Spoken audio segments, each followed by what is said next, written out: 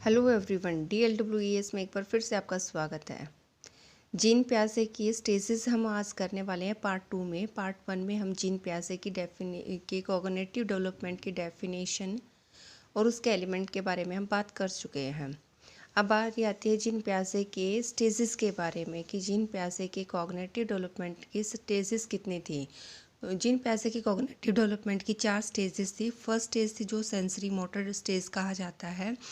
Second number की stage को pre operational stage कहा जाता है। थर्ड नंबर की स्टेज को कॉन्क्रीट ऑपरेशनल स्टेज कहा जाता है और चौथी नंबर की स्टेज को एब्स्ट्रैक्ट फॉर्मल ऑपरेशनल स्टेज कहा जाता है। मीन्स हम इसको SPCA से भी कनेक्ट कर सकते हैं, शॉर्ट फॉर्म में बना सकते हैं कि इसको SPCA, S से सेंसरी मोटर हो जाएगा, P से प्री ऑपरेशनल, C से कॉन्क्रीट ऑपरेशनल, A से एब्स्ट्रैक्ट या फिर फॉर्मल ऑपरेशन स्टेज हो जाएगा। ये 0 से 2 बर्थ के टाइम से लेकर 2 साल तक के लिए ये होती है सेंसरी मोटर। प्री ऑपरेशनल जो स्टेज होती है वो 2 साल से लेकर 7 साल तक होती है। कॉन्क्रीट ऑपरेशनल स्टेज जो होती है ये होती है 7 से 11 साल तक और एब्स्ट्रैक्ट ऑपरेशनल जो स्टेज होती है वो 11 से 15 साल तक होते हैं। सेंसरी मोटर एज को हमें स्कीमा एज भी कहा जाता है। सेंसरी मोटर एज को क्या भी कहा जाता है, स्कीमा स्टेज भी कहा जाता है। इसमें सेंसेस ही टीचर्स होते हैं और इस एज में बच्चा फॉलो करके सीखता है। इसमें जितने भी ऑब्जेक्ट होते हैं उसकी परमानेंसी हो जाती है। जैसे कि 9 महीने का बच्चा जो होता है वो चीज़ों को ढूंढना शुरू कर देता है। 4 से 8 महीने का बच्चा जो है चीज़ों को पलटना और खिलौनों को पलटना और पटकने की आवाज़ उसे बड़ी ही रोचक लगती है। तो इस तरीके से जब छोटा है 30 दिन का ही बच्चा, 1 महीने का बच्चा होता है, वो सकिंग ज़्यादा करता है। तो इस तरह से जो ये एज होती है वो क्या होती है, फॉलो करके सीखता है। ऑब्जेक्ट परमानेंसी होती है। गोल ओरिएंटेड बिहेवियर करता है, हमेशा गोल डायरेक्टेड बिहेवियर करेगा। रिफ्लेक्सिव एक्शंस होते हैं, मतलब उसका उसके हाथ में अपनी उंगली दोगे तो वो पकड़ लेगा। आंखों को एकदम से उसको डराओगे तो वो आंखों को झपकेगा। इस तरीके से वो एक्टिविटी करता है और इसमें थोड़ी बहुत मेमोरी उसकी डेवलप हो जाती है। जैसे कि 9 महीने से लेकर 11 महीने तक का बच्चा चीज़ों को ढूंढता है, इस तरह की थोड़ी बहुत उसकी मेमोरी भी इसके अंदर डेवलप हो जाती है। तो सेंसरी मोटर जो स्टेज होती है बर्थ के टाइम से लेकर 2 साल तक की होती है। स्कीमा एज कहा जाता है। इसमें सेंसेस ही टीचर होती हैं।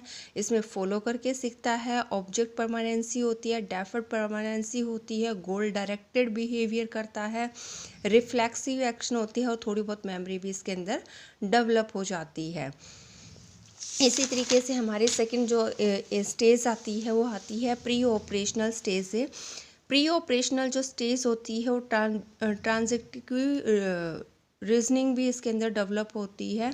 इसके स्कूल गोइंग एज कहा गया है, जो कि कितने से एज तक शुरू होती है हमारी, 2 से लेकर 7 साल तक के बच्चों की जो एज होती है वो प्री ऑपरेशनल स्टेज में प्यासे ने माना है। इस एज में बच्चा इमेजिनेशंस में रहता है, परियों की कहानियों में वो इमेजिन करता रहता है। उसकी जो थिंकिंग होती है वो कैसी होती है, वो बहुत ही मैजिकल थिंकिंग होती है। ईगोसेंट्रिक स्टेज होती है इसमें बच्चा जो है, और एनिमिज्म को भी फेथ करता है, मतलब निर्जीव चीज़ों में भी वो मानता है कि ये सजीव, उनमें जान है। निर्जीव चीज़ों में भी वो क्या मानता है कि इनमें जान है। इस तरह से बच्चे में क्या होती है, वो इमेजिनेशन में ज़्यादा रहता है, अपने आप से ही ज़्यादा बात करता है। इसमें थोड़ी बहुत लॉजिक उसमें डेवलप हो जाती है, थोड़ी बहुत भाषा का उसमें डेवलपमेंट हो जाती है, शब्दों को बोलना सीख जाता है, लेकिन ज़्यादा लॉजिक इसमें डेवलप नहीं होती है बच्चे की रीजनिंग। सेकेंडली इसमें जो है ना रिवर्सेबिलिटी की भी, लैक ऑफ रिवर्सेबिलिटी मीन्स से कि बर्फ़ से पानी बना और पानी से बर्फ़ बना है, इस तरह की इसमें कमी मिलती है। तो टोटली अगर आप देखा जाए तो प्री जो ऑपरेशनल स्टेज होती है, जो कि 2 साल से लेकर 7 साल तक की होती है, इसमें बच्चा थोड़ा बहुत अपना दिमाग चलाना शुरू कर लेता है। एनिमिज्म की वो होती है कि भी निर्जीव चीज़ों में भी उसमें थोड़ा बहुत जान मानता है कि भी निर्जीव चीज़ों भी सजीव होती हैं। सेकेंडली इसमें इमेजिनेशन में ज़्यादा बच्चा रहता है। ईगोसेंट्रिक ज़्यादा होती है, इसलिए इसको ज़्यादा वैल्यू नहीं दी गई है इस एज को। इस एज में लॉजिक की कमी ही होती है, लेकिन बच्चा थोड़े बहुत भाषा का विकास से कर लेता है और शब्दों को बोलना सीख जाता है। बट ध्यान रखने वाली बात यह है कि ये ईगोसेंट्रिक है, एनिमिज्म है और लैक ऑफ रिवर्सिबिलिटी है, इमेजिनेशन में बच्चा रहता है। नंबर 3 पे आती है कॉन्क्रीट ऑपरेशनल स्टेज, जो कि 7 साल से लेकर 11 साल तक की एज होती है। इस एज में बच्चे में क्या हो जाती है कि उसमें लॉजिकल डेवलपमेंट होना शुरू हो जाता है। बच्चा लॉजिकली आंसर करता है, हर चीज़ को सोचता है। इसमें जो है CCS को ध्यान रखना है। CCS मतलब कंजर्वेशंस होना शुरू हो जाता है। कंजर्वेशन इन द सेंस से 2 ml की बोतल है, एक चौड़ी है, एक लंबी और पतली है, लेकिन उन दोनों में क्वांटिटी सेम आती है। तो बच्चा ये सेज में समझ जाता है कि बेशक से ये बोतल छोटी हो और ये लंबी हो, लेकिन दोनों में सेम क्वांटिटी आती है, तो दोनों में कोई खास डिफरेंस नहीं है। इस तरह से वो कंजर्वेशन सीख जाता है, संरक्षण सीख जाता है, क्लासिफिकेशन समझ जाता है कि ये बोतल पतली है और ये बोतल छोटी है। इस तरीके से वो क्या समझ जाता है कि उनमें क्लासिफिकेशन करना भी, अंतर समझना भी उनमें समझ जाता है। अब वो उनको सीक्वेंस में भी लगाना सीख जाता है, कि मतलब असेंडिंग और डिसेंडिंग ऑर्डर में भी लगाना सीख जाता है, एनालॉगी भी सीख जाता है, उनमें समानता करनी भी सीख जाता है, क्योंकि उसमें क्या हो जाती है, लॉजिक डेवलप होना शुरू हो जाता है, लॉजिकल थिंकिंग उसकी शुरू हो जाती है। इसलिए वो एनालॉगी, डिफरेंस करना, क्लासिफिकेशन करना, रिवर्सिबिलिटी मतलब बर्फ़ से पानी बनता है और पानी से बर्फ़ बनती है, इस तरह से रिवर्सिबिलिटी स्टेज से भी होती है।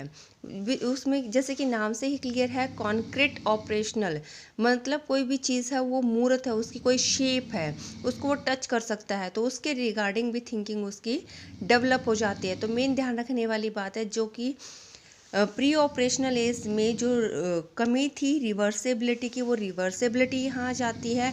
उसमें लॉजिकल नहीं था और इसमें कॉन्क्रीट में क्या आनी शुरू हो जाती है, बच्चा लॉजिकली हर चीज़ को सोचना शुरू कर देता है।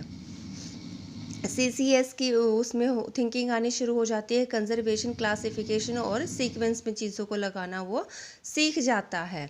नेक्स्ट जो आती है वो आती है और 4th नंबर की होती है एब्स्ट्रैक्ट ऑपरेशनल स्टेज, जो कि 11 से लेकर 15 तक की एज होती है। 11 से लेकर जो 15 तक की एज होती है वो कौन से कहलाती है, प्यासे के अकॉर्डिंग एब्स्ट्रैक्ट ऑपरेशनल या फिर फॉर्मल ऑपरेशनल स्टेज कहा जाता है इस स्टेज को। एब्स्ट्रैक्ट जैसे कि अमूर्त, उनको फील किया जा सकता है। इसमें बच्चा हाइपोथेसिस बनाता है, लेकिन हाइपोथेसिस भी किसी न किसी लॉजिक के बेस पर बने हुए होते हैं, उसके हाइपोथेसिस जिसकी वो प्रिडिक्ट करता है। इसमें रूल से लेकर वो एग्जाम्पल को फॉलो करता है, पहले रूल को फॉलो करता है फिर उसके एग्जाम्पल्स देता है। मीन से इसमें क्या जाता है, वो जनरल टू स्पेसिफिक जाता है। जैसे कि मैथ्स में पहले उसका रूल समझा जाएगा, फिर उसके एग्जाम्पल दिए जाते हैं।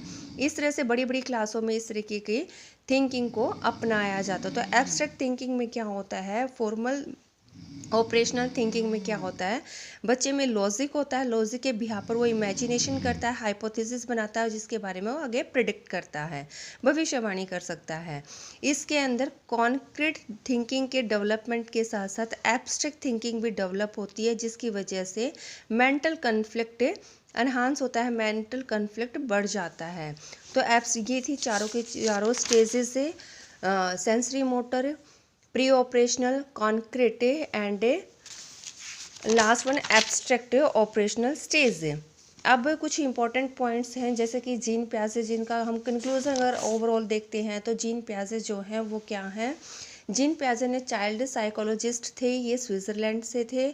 इन्होंने जो तत्व बताए हैं, एलिमेंट बताए हैं, उन एलिमेंट में जो कि 4 एलिमेंट इन्होंने बताए हैं, maturation, social interaction, experience and equalization. इन्होंने कहा कि मेच्योरिटी और एक्सपीरियंस को ही इन्होंने ज़्यादा वैल्यू दी है as compare to social interaction के। ये कहते हैं कि जो बच्चे का डेवलपमेंट, कॉग्निटिव डेवलपमेंट होता है, उसमें मेच्योरिटी होनी चाहिए और एक्सपीरियंस होना चाहिए। बच्चा जब पैदा होता है वो अपने पेरेंट्स से ही अपनी इंटेलेक्चुअल पावर को लेके पैदा होता है, उसकी अपनी एक डेवलपमेंट होती है, उसका अपना ज्ञान होता है। उस ज्ञान को वो क्या करता है, टाइम के साथ साथ जैसे जैसे उसकी एज बढ़ती है वैसे वैसे वो अपने ज्ञान का भी निर्माण करता है। अब जितनी भी बड़ी क्लासेस में जो करिकुलम बनाया जाता है वो पियाजे की थ्योरी को ही ध्यान में रखकर, उसके कंस्ट्रक्टिव जो है उस एस्पेक्ट को ध्यान में रखकर करिकुलम बनाया जाता है। बच्चे को इन्होंने लिटिल साइंटिस्ट कहा है। इन्होंने कहा है कि बच्चे को जो ना एक्सप्लोर करते रहना चाहिए, डिस्कवरी करने देनी चाहिए उन बच्चों को, और टीचर जो है फैसिलिटेटर होंगे, उनको सुविधा देने वाले होंगे। बच्चा इसमें एक्टिविटी करेगा, बच्चे की एक्टिविटी को इन्होंने इम्पोर्टेंस से दी है, और टीचर को क्या कहा है, फैसिलिटेटर कहा है। अब जो प्याजे ने कहा है कि जो एकोमोडेशन और एसिमिलेशंस हैं वो भी उन्होंने अपने इसका एक पार्ट बनाया है। उन्होंने कहा है कि जो इंसान के अंदर जो भी समझ होती है और जो बदलता है वो किन दो वजहों से बदलता है, एसिमिलेशन और अकोमोडेशंस के बिहाफ पर ही होता है। इन्होंने सोशल एस्पेक्ट को जो है ना अवॉइड इतनी इम्पोर्टेंस नहीं दी है जितने कि इन्होंने मेच्योरिटी एंड मेच्योरेशंस को और एक्सपीरियंस को इन्होंने वैल्यू दिया है। तो इस तरीके से उन्होंने सोशल एक्सपीरियंस के बारे में कम बोलते हुए कॉग्निटिव डेवलपमेंट बच्चे के लिए कहा है कि बच्चा अपने ही गुणों को लिए